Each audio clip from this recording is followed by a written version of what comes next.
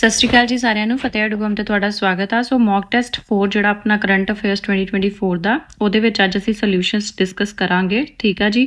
ਸੋ first question ਜਿਹੜਾ ਹੈਗਾ recently ਰੈਂਪੇਜ missiles, so ਇਹ ਇੰਡੀਅਨ 에ਅਰ ਫੋਰਸ ਤੇ ਇੰਡੀਅਨ ਨੇਵੀ ਦੇ ਵਿੱਚ ਰੀਸੈਂਟਲੀ ਇੰਡਕਟ ਕੀਤੀਆਂ ਗਈਆਂ ਨੇ।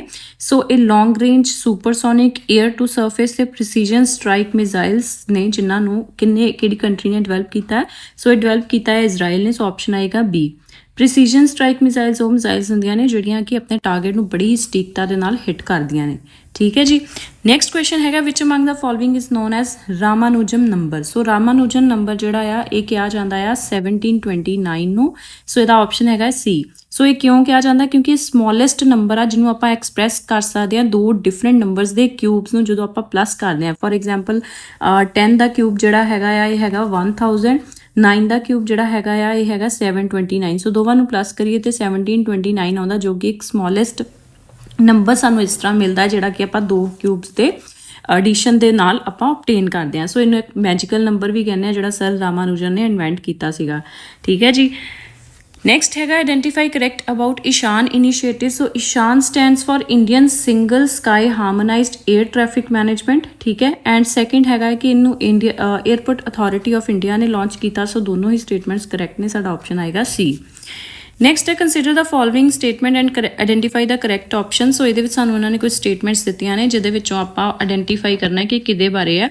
ਸੋ ਫਰਸਟ ਸਟੇਟਮੈਂਟ ਹੈਗੀ ਹੈ ਤਮਿਲਨਾਡੂ ਗਵਰਨਮੈਂਟ ਜਿਹੜੀ ਹੈ ਇੱਕ ਸਿੰਕਰੋਨਾਈਜ਼ ਸਰਵੇ ਜਿਹੜੀ ਹੈ ਇਸ ਪਰਟੀਕੂਲਰ ਸਪੀਸ਼ੀਜ਼ ਦੀ ਪੋਪੂਲੇਸ਼ਨ ਨੂੰ ਐਸਟੀਮੇਟ ਕਰਨ ਵਾਸਤੇ ਕੰਡਕਟ ਕਰ ਰਹੀ ਹੈ।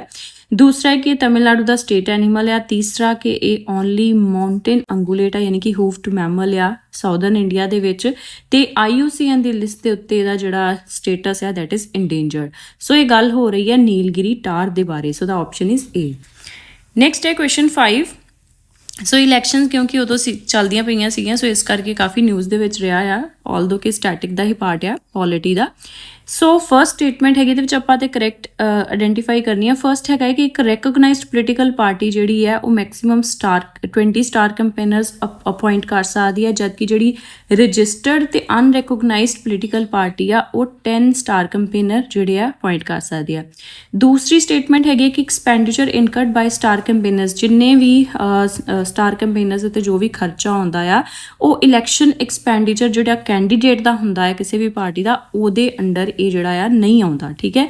ਸੋ ਇਹ ਸਟੇਟਮੈਂਟ ਤੇ ਬਿਲਕੁਲ ਸਹੀ ਹੈ, ਬਟ ਜਿਹੜੀ ਫਰਸਟ ਸਟੇਟਮੈਂਟ ਹੈ ਗਲਤ ਆ, ਕਿਉਂਕਿ ਜਿਹੜੀ ਰੈਕੋਗਨਾਈਜ਼ਡ ਪੋਲੀਟੀਕਲ ਪਾਰਟੀ ਹੈ ਇਹਨੂੰ 40 ਸਟਾਰ ਕੰਪੇਨਰਸ ਜਿਹੜੇ ਅਪਾਇੰਟ ਕਰ ਸਕਦੀ ਹੈ, ਜਦਕਿ ਜਿਹੜੀ ਰਜਿਸਟਰਡ ਵੀ ਹੋਣੀ ਚਾਹੀਦੀ ਹੈ ਬਟ ਅਨਰੈਕੋਗਨਾਈਜ਼ਡ ਜਿਹੜੀ ਪੋਲੀਟੀਕਲ ਪਾਰਟੀ ਹੁੰਦੀ ਆ ਇਹਨੂੰ ਸਿਰਫ 20 ਸਟਾਰ ਕੰਪੇਨਰਸ ਹੀ ਮਿਲਦੇ ਆ। ਠੀਕ ਹੈ ਜੀ। ਸੋ ਇਹਦੇ ਵਿੱਚ ਸਾਡੀ ਕਿਉਂਕਿ ਕਰੈਕਟ ਆਪਸ਼ਨ ਸੀ ਆਈਡੈਂਟੀਫਾਈ ਕਰਨਾ ਹੈ, ਸੋ ਆਪਸ਼ਨ ਆਏਗੀ ਸੈਕਿੰਡ ਜੋ ਕਿ ਫਰਸਟ ਸਟੇਟਮੈਂਟ ਹੈ। ਠੀਕ ਹੈ। ਫਰਸਟ ਆਪਸ਼ਨ ਹੈ ਦੈਟ ਇਜ਼ ਏ।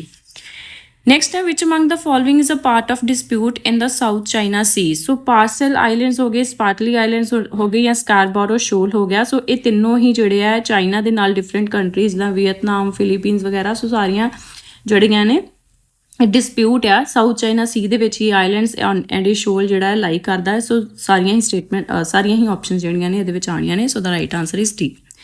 ਨੈਕਸਟ ਆ ਸੋ CDRI ਦੇ ਬਾਰੇ ਆਲਰੇਡੀ PPSC ਦੇ ਵਿੱਚ ਕੁਐਸਚਨ ਪੁੱਛਿਆ ਵੀ ਜਾ ਚੁੱਕਾ ਆ। ਠੀਕ ਹੈ ਜੀ। ਸੋ ਇਹਦੇ ਬਾਰੇ ਆਪਾਂ ਪੜ੍ਹ ਲੈਂਦੇ ਹਾਂ। International conference on disaster resilient infrastructure. So ਇੱਕ ਤਾਂ ਸਭ ਤੋਂ ਪਹਿਲਾਂ ਇੰਡੀਆ ਨੇ ਲਾਂਚ ਕੀਤਾ ਸੀ, ਯਾਦ ਰੱਖਿਓ 2019 ਦੇ ਵਿੱਚ ਜਦੋਂ UN ਕਲਾਈਮੇਟ ਐਕਸ਼ਨ ਸਮਿਟ ਹੋਈ ਸੀ, ਐਂਡ ਇਹ ਸਮਿਟ ਹੋਈ ਸੀਗੀ ਨਿਊਯਾਰਕ ਦੇ ਵਿੱਚ। ਠੀਕ ਹੈ। ਇੱਥੇ ਮੈਂਸ਼ਨ ਨਹੀਂ ਕੀਤਾ ਮੈਂ, ਬਟ ਤੁਸੀਂ ਇਹਨੂੰ ਯਾਦ ਰੱਖ ਲਿਓ। ਠੀਕ ਹੈ। ਆਲਦੋ ਕਿ ਇੰਡੀਆ ਨੇ ਉੱਥੇ ਲਾਂਚ ਕੀਤੀ ਸੀਗੀ ਬਟ ਇਹ ਸਮਿਟ ਨਿਊਯਾਰਕ ਦੇ ਵਿੱਚ ਹੋਈ ਸੀਗੀ। ਦੂਸਰਾ ਇੰਡੀਆ ਜਿਹੜਾ ਪਰਮਾਨੈਂਟ ਕੋ ਚੇਅਰ ਆ ਇੰਡੀਆ ਕੋਲ ਇਹਦੀ CDRI the and governing council ਦੀ ਤੇ ਐਗਜ਼ੈਕਟਿਵ ਕਮੇਟੀ ਦੀ ਵੀ। ਤੇ ਤੀਸਰਾ ਕਿ ਇਹਦਾ ਸੈਕਟਰੀਏਟ ਜਿਹੜਾ ਜਨੀਵਾ ਸਵਿਟਜ਼ਰਲੈਂਡ ਦੇ ਵਿੱਚ ਹੈ। ਕਿਉਂਕਿ ਆਪਾਂ ਇਹਦੇ ਵਿੱਚ ਕਰੈਕਟ ਸਟੇਟਮੈਂਟ ਆਈਡੈਂਟੀਫਾਈ ਕਰਨੀ ਹੈ। ਸੋ ਪਹਿਲੀ ਤੇ ਸੈਕਿੰਡ ਸਟੇਟਮੈਂਟ ਜਿਹੜੀ ਕਰੈਕਟ ਹੈ, ਜਦਕਿ ਥਰਡ ਸਟੇਟਮੈਂਟ ਜਿਹੜੀ ਹੈ ਇਹ ਇਨਕਰੈਕਟ ਹੈ, ਕਿਉਂਕਿ ਇਹਦਾ ਜਿਹੜਾ ਸੈਕਟਰੀਏਟ ਇੰਡੀਆ ਨੇ ਲਾਂਚ ਕੀਤਾ ਤੇ ਇਹਦਾ ਸੈਕਟਰੀਏਟ ਵੀ ਜਿਹੜਾ ਇੰਡੀਆ ਦੇ ਵਿੱਚ ਹੈ ਐਂਡ ਇਹ ਹੈਗਾ ਆ ਨਿਊ ਦਿੱਲੀ ਦੇ ਵਿੱਚ। ਠੀਕ ਹੈ। ਲਾਂਚ ਕੀਤੀ ਸੀ ਨਿਊਯਾਰਕ ਦੇ ਵਿੱਚ ਬਟ ਇਹਦਾ ਸੈਕਟਰੀਏਟ ਹੈਗਾ ਨਿਊ ਦਿੱਲੀ ਦੇ ਵਿੱਚ। So first and second statement ਹੀ ਕਰੈਕਟ ਨੇ। So the right answer is option A. Next ਆ which among the following is 6th in the series of Kalvaris class submarine. So Kalvari class submarines ਹੈਗੇ ਨੇ ਜਿਹਦੇ ਵਿੱਚ 6 ਸਬਮਰੀਨਸ ਨੇ, ਜਿਹਦੇ ਵਿੱਚ ਫਰਸਟ ਕਲਾਸ ਜਿਹੜਾ ਸੀਗਾ ਉਹ ਸੀਗਾ ਕਲਵਾਰੀ ਐਂਡ ਲਾਸਟ ਜਿਹੜਾ 6th ਹੈਗਾ ਆ ਉਹ ਹੈਗਾ ਵਾਗਸ਼ੀ। ਠੀਕ ਹੈ। So the right answer is option D.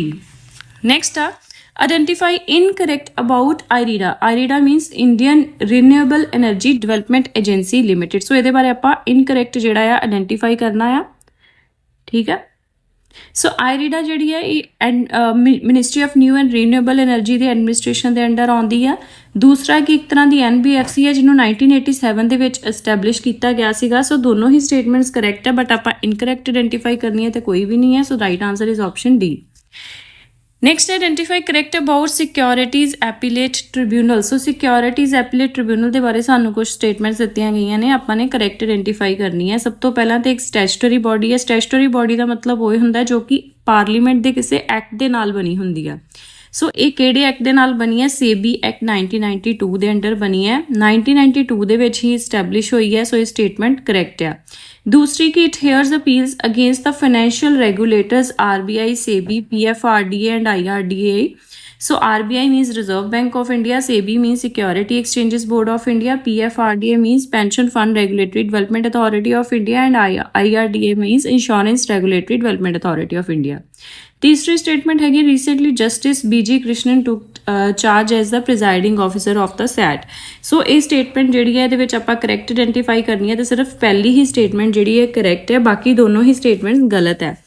ਦੂਸਰੀ ਸਟੇਟਮੈਂਟ ਦੇ ਵਿੱਚ ਇਹਨਾਂ ਨੇ RBI ਵੀ ਲਿਖਿਆ ਹੈ ਜੋ ਕਿ ਗਲਤ ਆ, ਕਿਉਂਕਿ ਫਾਈਨੈਂਸ਼ੀਅਲ ਰੈਗੂਲੇਟਰ SEBI, PFRDA ਤੇ RDI ਦੇ ਅਗੇਂਸਟ ਕੋਈ ਵੀ ਅਗਰ ਅਪੀਲ ਹੁੰਦੀ ਹੈ ਤਾਂ ਸੈਟ ਦੇ ਵਿੱਚ ਉਹ ਪਾਈ ਜਾ ਸਕਦੀ ਹੈ। ਤੀਸਰਾ ਕਿ ਜਸਟਿਸ BG ਕ੍ਰਿਸ਼ਨਾ ਨਹੀਂ, ਜਸਟਿਸ ਦਿਨੇਸ਼ ਕੁਮਾਰ ਜਿਹੜੇ ਆ ਰੀਸੈਂਟਲੀ ਇਹਦੇ ਪ੍ਰੀਜ਼ਾਈਡਿੰਗ ਆਫਿਸਰ ਬਣੇ ਨੇ, ਠੀਕ ਹੈ। ਸੋ ਇਹ ਤੁਸੀਂ ਨਾਲ ਨੋਟ ਡਾਊਨ ਕਰ ਲਿਓ।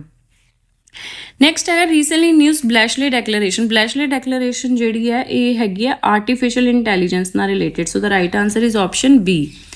ਨੈਕਸਟ ਹੈ ਆਈਡੈਂਟੀਫਾਈ ਕਰੈਕਟ। ਸੋ ਇਹਦੇ ਵਿੱਚ ਹੈਗਾ ਵਰਲਡ ਪ੍ਰੈਸ ਫਰੀडम ਡੇ। ਸੋ ਇਹ ਗਲੋਬਲੀ ਅਬਜ਼ਰਵ ਕੀਤਾ ਜਾਂਦਾ 3 ਮਈ ਨੂੰ। ਇਸ ਸਾਲ ਦਾ ਥੀਮ ਹੈਗਾ ਸੀਗਾ A press for planet journalism in the face of environmental crisis। ਦੋਨੋਂ ਹੀ ਸਟੇਟਮੈਂਟਸ ਜਿਹੜੀਆਂ ਨੇ ਕਰੈਕਟ ਹੈ। So the right answer is option C। Next ਹੈ recently which country has launched a new currency called ZIG। ZIG ਜਿਹੜੀ ਹੈ gold backed currency ਹੈ ਜਿਹੜੀ ਕਿ ਹਾਲ ਹੀ ਦੇ ਵਿੱਚ ਜ਼ਿੰਬਾਬਵੇ ਨੇ ਲਾਂਚ ਕੀਤੀ ਹੈ। So the right answer is option B। Next ਹੈ ਰੀਸੈਂਟਲੀ ਹੁਣ ਹੀ ਆਉਣਾ ਇੱਥੇ recently doctor Purnima Devi Barman of Assam, ਇਹਨਾਂ ਨੂੰ ਵਿਟਲੇ ਗੋਲਡ ਅਵਾਰਡ 2024 ਮਿਲਿਆ ਆ। ਸੋ ਇਹਨਾਂ ਨੇ ਜਿਹੜੀ ਐਂਡੇਂਜਰਡ ਸਪੀਸ਼ੀਜ਼ ਹੈ ਗ੍ਰੇਟਰ ਐਡਜੂਟੈਂਟ ਸਟਾਕ ਦੀ ਜਿਹੜੀ ਕਿ ਅਸਾਮ ਦੇ ਵਿੱਚ ਪਾਈ ਜਾਂਦੀ ਹੈ। ਸੋ ਇਹਦੀ ਕੰਜ਼ਰਵੇਸ਼ਨ ਵਾਸਤੇ ਬਹੁਤ ਸਾਰੇ ਐਫਰਟਸ ਕੀਤੇ ਨੇ ਜਿਹਦੇ ਕਰਕੇ ਇਹਨਾਂ ਨੂੰ ਵਿਟਲੇ ਗੋਲਡ ਅਵਾਰਡ ਮਿਲਿਆ ਆ। So the right answer is option B।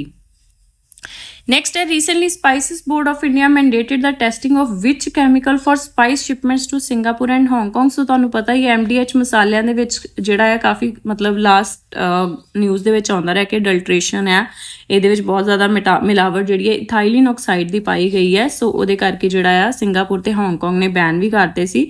So ethylene oxide ਆਏਗਾ, ਆਪਸ਼ਨ ਇਜ਼ C। ਨੈਕਸਟ ਆ treaty of Sugauli. So treaty of Sugauli 1816 ਦੀ ਜਿਹੜੀ ਹੈ ਇੰਡੀਆ ਤੇ ਨੇਪਾਲ ਦੇ ਕੰਟੈਕਸਟ ਵਿੱਚ ਯੂਜ਼ ਹੁੰਦੀ ਹੈ। ਸੋ ਜਿੰਨਾ ਵੀ ਅੱਜ ਕੱਲ੍ਹ ਨਿਊਜ਼ ਦੇ ਵਿੱਚ ਆਉਂਦਾ ਲਿੰਪਾ ਦੁਰਰਾ ਤੇ ਆਪਣਾ ਕਾਲਾ ਪਾਣੀ ਦਾ ਜੋ ਵੀ ਡਿਸਪਿਊਟ ਆ, ਸੋ ਦੀ ਜੜ ਇਸ ਟ੍ਰੀਟੀ ਦੇ ਵਿੱਚ ਹੀ ਲਾਈ ਕਰਦੀ ਹੈ। ਨੈਕਸਟ ਹੈ identify correct about government securities. So government securities tradable instruments ਨੇ ਜਿਨ੍ਹਾਂ ਨੂੰ ਕਿ ਸੈਂਟਰਲ ਗਵਰਨਮੈਂਟ ਤੇ ਸਟੇਟ ਗਵਰਨਮੈਂਟ ਇਸ਼ੂ ਕਰਦੀ ਹੈ, ਠੀਕ ਹੈ। ਐਂਡ ਇਹਦੇ ਵਿੱਚ ਗਵਰਨਮੈਂਟ ਦੇ ਡੈਟ ਓਬਲੀਗੇਸ਼ਨਸ ਨੂੰ ਜਿਹੜਾ ਆ ਉਹਦਾ ਪਤਾ ਲੱਗਦਾ ਆ। ਤੀਸਰਾ ਹੈ ਕਿ ਇਹ ਸਿਕਿਉਰਿਟੀਜ਼ ਸ਼ਾਰਟ ਟਰਮ ਵੀ ਹੁੰਦੀਆਂ ਜਿਨ੍ਹਾਂ ਨੂੰ ਆਪਾਂ ਟ੍ਰੇਜਰੀ ਬਿਲਸ ਕਹਿੰਦੇ ਹਾਂ ਤੇ ਲੌਂਗ ਟਰਮ ਵੀ ਹੁੰਦੀਆਂ ਜਿਨ੍ਹਾਂ ਨੂੰ ਆਪਾਂ ਗਵਰਨਮੈਂਟ ਬੌਂਡਸ ਕਹਿੰਦੇ ਹਾਂ। ਜਿਹੜੀਆਂ ਟ੍ਰੇਜਰੀ ਬਿਲਸ ਹੁੰਦੇ ਆ ਇਹਨਾਂ ਨੂੰ ਸੈਂਟਰਲ ਗਵਰਨਮੈਂਟ ਹੀ ਇਸ਼ੂ ਕਰਦੀ ਆ, ਠੀਕ ਹੈ। ਤੇ ਬਾਕੀ ਗਵਰਨਮੈਂਟ ਬੌਂਡਸ ਨੂੰ ਸੈਂਟਰਲ ਗਵਰਨਮੈਂਟ ਤੇ ਸਟੇਟ ਗਵਰਨਮੈਂਟਸ ਦੋਨੋਂ ਇਸ਼ੂ ਕਰ ਸਕਦੀ ਆ। ਐਂਡ ਜਿਹੜੇ ਸਟੇਟ ਗਵਰਨਮੈਂਟ ਬੌਂਡਸ ਹੁੰਦੇ ਨੇ ਇਹਨਾਂ ਨੂੰ ਆਪਾਂ ਸਟੇਟ ਡਿਵੈਲਪਮੈਂਟ ਲੋਨਸ ਵੀ ਬੋਲਦੇ ਆ, ਠੀਕ ਹੈ।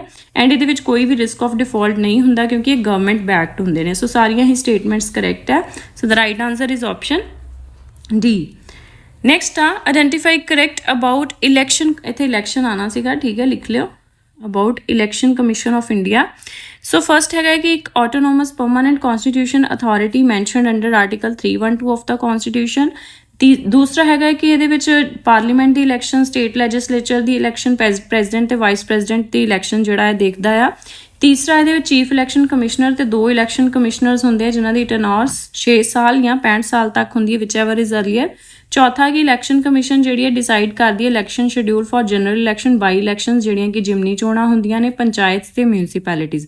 हुण क्योंकि इहदे विच आपां आइडेंटिफाई करनी है करैक्ट स्टेटमेंट, सो इहदे विच करैक्ट स्टेटमेंट जिहड़ी है सैकेंड ते थर्ड आ। फर्स्ट स्टेटमेंट ते फोर्थ स्टेटमेंट जिहड़ी है गलत आ। फर्स्ट स्टेटमेंट दे विच आर्टिकल 312 नहीं 312 जिहड़ा आ ये UPSC नाल रिलेटेड है, यानी कि सिविल सर्विसिज नाल रिलेटेड है। एंड इलैक्शन कमीशन जिहड़ा है आर्टिकल 324 दे अंडर आउंदा आ, ठीक है। तो चौथी जिहड़ी स्टेटमेंट आ इहदे विच जिहड़ा इलैक्शन कमीशन आ वो सिर्फ जनरल इलैक्शन ते बाई इलैक्शनस दे ही बारे इलैक्शन शेड्यूल डिसाइड करदा, जबकि पंचायत ते म्यूनसिपैलिटीज़ दा जिहड़ा जिम्मा हुंदा आ ये स्टेट इलैक्शन कमीशन कोल हुंदा आ, ठीक है। सो ਇਹਦੇ ਵਿੱਚ ਆਪਾਂ ਦੇਖਣਾ ਆ ਕਰੈਕਟ ਸਟੇਟਮੈਂਟ। ਸੋ ਕਰੈਕਟ ਸਟੇਟਮੈਂਟ ਜਿਹੜੀ ਹੈ ਕਿਉਂਕਿ 1 ਤੇ 4 ਗਲਤ ਹੈ, ਸੋ ਕਰੈਕਟ ਸਟੇਟਮੈਂਟ ਕੀ ਆਏਗੀ 2 ਐਂਡ 3, ਠੀਕ ਹੈ। So the right answer is option B. Next ਹੈ recently Jose Raul Mulino. So ਇਹ ਕਿਹੜੀ ਕੰਟਰੀ ਦੇ ਪ੍ਰੈਜ਼ੀਡੈਂਟ ਬਣੇ ਨੇ? ਸੋ ਇਹ ਬਣੇ ਨੇ ਹਾਲ ਹੀ ਦੇ ਵਿੱਚ ਆਪਣਾ ਪਨਾਮਾ ਦੇ, ਠੀਕ ਹੈ, ਜੋਸ ਰੋਲ ਮਲੀਨੋ। ਨੈਕਸਟ ਹੈਗਾ as per world migration report 2024। So world the largest number of ਅਗਰ ਇੰਟਰਨੈਸ਼ਨਲ ਮਾਈਗ੍ਰੈਂਟਸ ਦੀ ਗੱਲ ਕਰੀਏ ਤਾਂ ਅਪਰੋਕਸੀਮੇਟਲੀ 18 ਮਿਲੀਅਨ ਲੋਕ ਬਣਦੇ ਨੇ। ਸੋ ਇਹ ਇੰਡੀਆ ਦੇ ਵਿੱਚ ਨੇ, ਠੀਕ ਹੈ। So the right answer is option D. Next ਆ ਸੋ ਇਹਦੇ ਵਿੱਚ ਵੀ ਆਪਾਂ ਨੂੰ ਕੁਝ ਸਟੇਟਮੈਂਟਸ ਦਿੱਤੀਆਂ, ਆਪਾਂ ਨੂੰ ਦੱਸਣਾ ਹੈ ਕਿ ਕਿਹਦੇ ਬਾਰੇ ਗੱਲ ਹੋ ਰਹੀ ਹੈ। So he was known as bard of Bengal. ਇਹਨਾਂ ਨੂੰ ਅਫੈਕਸ਼ਨੇਟਲੀ ਗੁਰੂਦੇਵ ਵੀ ਕਿਹਾ ਜਾਂਦਾ ਸੀ। ਇਹਨਾਂ ਦੀ ਜਿਹੜੀ ਪੋਇਟਰੀ ਕਲੈਕਸ਼ਨ ਹੈ ਗੀਤਾਂਜਲੀ, ਸੋ ਇਹਦੇ ਕਰਕੇ ਫਰਸਟ ਨਾਨ ਯੂਰੋਪੀਅਨ ਬਣੇ ਸੀ ਜਿਨ੍ਹਾਂ ਨੂੰ ਨੋਬਲ ਪ੍ਰਾਈਜ਼ ਮਿਲਿਆ ਸੀ ਲਿਟਰੇਚਰ ਦੇ ਵਿੱਚ 1913 ਦੇ ਵਿੱਚ। ਸੋ ਇਹਦਾ ਰਾਈਟ ਆਨਸਰ ਇਹਦੀ ਆਪਸ਼ਨ ਜਿਹੜੀ ਆ ਆਏਗੀ D, that is Rabindranath Tagore. Next ਹੈ ਬਕਾਨੇ ਡਿਜ਼ੀਜ਼ ਔਰ ਫੁੱਟ ਰੋਡ ਡਿਜ਼ੀਜ਼। ਸੋ ਇਹ ਡਿਜ਼ੀਜ਼ ਜਿਹੜੀ ਆ ਇਹ ਹੈਗੀ ਹੈ ਬਾਸਮਤੀ ਰਾਈਸ ਦੀ, ਠੀਕ ਹੈ। So the right answer is option A. Next ਹੈ recently world largest direct air capture and storage plant ਜਿਹੜਾ ਆ, ਮੀਨਸ ਇਹਦੇ ਵਿੱਚ ਕਾਰਬਨ ਡਾਈਆਕਸਾਈਡ ਜਿਹੜੀ ਆ ਉਹ ਕੈਪਚਰ ਕੀਤੀ ਜਾਏਗੀ, ਇਹਨੂੰ ਸਟੋਰ ਕੀਤਾ ਜਾਊਗਾ। ਸੋ ਇਹਦਾ ਪਲਾਂਟ ਦਾ ਨਾਮ ਹੈਗਾ ਮੈਮਥ ਐਂਡ ਇਹ ਆਈਸਲੈਂਡ ਦੇ ਵਿੱਚ ਸਟਾਰਟ ਹੋਇਆ। The right answer is option C. India uses its D hyphenation policy. So India ਜਿਹੜਾ ਆ ਉਹ ਦੋਵਾਂ ਹੀ ਕੰਟਰੀਜ਼ ਦੇ ਪ੍ਰਤੀ ਇਹ ਪੋਲਿਸੀ ਜਿਹੜੀ ਯੂਜ਼ ਕਰਦਾ, ਮੀਨਸ ਕਿ ਦੋਨਾਂ ਹੀ ਕੰਟਰੀਜ਼ ਦੇ ਨਾਲ ਬਰਾਬਰ ਆਪਣੇ ਸੰਬੰਧ ਜਿਹੜੇ ਇੰਡੀਆ ਨੇ ਕਾਇਮ ਕੀਤੇ ਹੋਏ, that is Israel and Palestine. Next ਹੈ ਰੀਸੈਂਟਲੀ ਮੁਹੰਮਦ ਇਦਰਿਸ ਦੈਬੀ ਜਿਹੜੇ ਆ ਇਹ ਚੈਡ ਦੇ ਪ੍ਰੈਜ਼ੀਡੈਂਟ ਬਣੇ ਨੇ। So the option is B. So Darfur region ਜਿਹੜਾ ਆ ਇਹ ਬੜਾ ਹੀ ਸਿਵਲ ਅਨਰੈਸਟ ਦਾ ਰੀਜਨ ਹੈ ਜਿਹੜਾ ਕਿ ਸੁਦਾਨ ਦੇ ਵਿੱਚ ਲਾਈ ਕਰਦਾ ਹੈ। So the right answer is option C. Next ਆ identify incorrect। so incorrect identify करना। national technology day is celebrated in India on 27th May। second statement हैगी the day was first established in 1998 to commemorate the successful nuclear test at Pokhran। तीसरा theme ਦੇ ਬਾਰੇ ਦਿੱਤਾ ਹੈ from schools to startups igniting youth minds to innovate। so second ਤੇ statement ਜਿਹੜੀ third ਹੈ ਬਿਲਕੁਲ correct ਹੈ, but first ਜਿਹੜੀ ਹੈ incorrect ਹੈ। so the right answer is option A। so national technology day ਜਿਹੜਾ ਆ ਇਹ 11 ਮਈ ਨੂੰ ਮਨਾਇਆ ਜਾਂਦਾ ਹੈ। ਨੈਕਸਟ ਆ ਸੋ ਪੰਜਾਬੀ ਪੋਇਟ ਜਿਨ੍ਹਾਂ ਦਾ ਹਾਲ ਹੀ ਦੇ ਵਿੱਚ ਦੇਹਾਂਤ ਹੋਇਆ ਸੀਗਾ ਸੁਰਜੀਤ ਪਾਤਰ ਜੀ। ਨੈਕਸਟ ਆ ਸਾਹਿਤ ਅਕੈਡਮੀ ਅਵਾਰਡ ਰੀਸੈਂਟਲੀ ਮਿਲਿਆ ਰਸਕਿਨ ਬੌਂਡ ਨੂੰ। So the right answer is option B. Next ਹੈ ਰੀਸੈਂਟਲੀ ਨਿਊ ਜ਼ਗਾਤੀ ਆਈਲੈਂਡ। ਸੋ ਇਹ ਲੋਕੇਟਡ ਨੇ ਲਕਸ਼ਦੀਪ ਦੇ ਵਿੱਚ। So the right answer is option A. So Doha diamond league ਜਿਹੜੀ ਹੋਈ ਹੈ 2024 ਦੀ, ਇਹਦੇ ਵਿੱਚ ਨੀਰਜ ਚੋਪੜਾ ਜਿਹੜੇ ਆ ਕੁਝ ਪੁਆਇੰਟਸ ਤੋਂ ਰਹਿ ਗਏ ਸੀਗੇ ਗੋਲਡ ਹਾਸਲ ਕਰਨ ਤੋਂ, ਇਹਨਾਂ ਨੂੰ ਸਿਲਵਰ ਮੈਡਲ ਜਿਹੜਾ ਮਿਲਿਆ ਆ। ਨੈਕਸਟ ਹੈ ਸੁਲਤਾਨ ਅਜ਼ਲਨ ਸ਼ਾਹ ਟਰੋਫੀ। ਸੋ ਇਹ ਹਾਕੀ ਦੇ ਵਿੱਚ ਦਿੱਤੀ ਜਾਂਦੀ ਆ, ਠੀਕ ਹੈ। ਨੈਕਸਟ ਆ consider the following statements about PM Gati Shakti and identify correct. So PM Gati ਸ਼ਕਤੀ ਕੀ ਹੈ? ਇੱਕ ਡਿਜੀਟਲ ਪਲੇਟਫਾਰਮ ਆ ਜਿਹਦੇ ਵਿੱਚ ਕਿੰਨੀਆਂ ਮਿਨਿਸਟਰੀਜ਼? 16 ਮਿਨਿਸਟਰੀਜ਼। ਸੋ ਫਸਟ ਸਟੇਟਮੈਂਟ ਜਿਹੜੀ ਹੈ ਸਾਡੀ ਗਲਤ ਹੋ ਗਈ, ਠੀਕ ਹੈ। ਸੋ 16 ਮਿਨਿਸਟਰੀਜ਼ ਨੇ including railway and roadways together। so 6 pillars ਦੇ base ਤੇ comprehensiveness, prioritization, optimization, synchronization, analytical and dynamic। so national master plan for multimodal connectivity ਵੀ ਇਹਨੂੰ ਜਿਹੜਾ ਕਿਹਾ ਜਾਂਦਾ ਹੈ। multimodal means ਕਿ ਇਹਦੇ ਵਿੱਚ different modes of transportation use ਕੀਤੇ ਜਾਣਗੇ, ਦਾ railways, roadways, waterways ਵਗੈਰਾ। so ਇਹਦੇ ਵਿੱਚ ਆਪਾਂ ਨੇ correct statement identify ਕਰਨੀ ਹੈ ਤੇ 2 and 3 ਜਿਹੜੀ ਹੈ correct ਹੈ। ਨੈਕਸਟ ਹੈ ਐਂਡਰੀ ਪਲੈਨਕੋਵਿਕ। ਸੋ ਇਹ ਕਰੋਸ਼ੀਆ ਦੇ ਜਿਹੜੇ ਆ ਥਰਡ ਕੰਜ਼ੈਕਟਿਵਲੀ ਇਹ ਪ੍ਰਾਈਮ ਮਿਨਿਸਟਰ ਜਿਹੜੇ ਬਣੇ ਆ। So right answer is option C.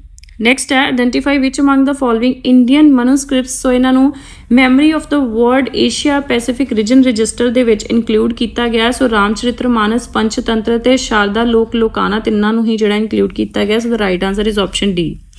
Next ਹੈ recently news Sunil Chhetri. So Sunil Chhetri ਜਿਹੜੇ ਆ ਇਹ ਫੁੱਟਬਾਲ ਦੇ ਨਾਲ ਐਸੋਸੀਏਟਿਡ ਨੇ, ਠੀਕ ਹੈ। So the right answer is option B.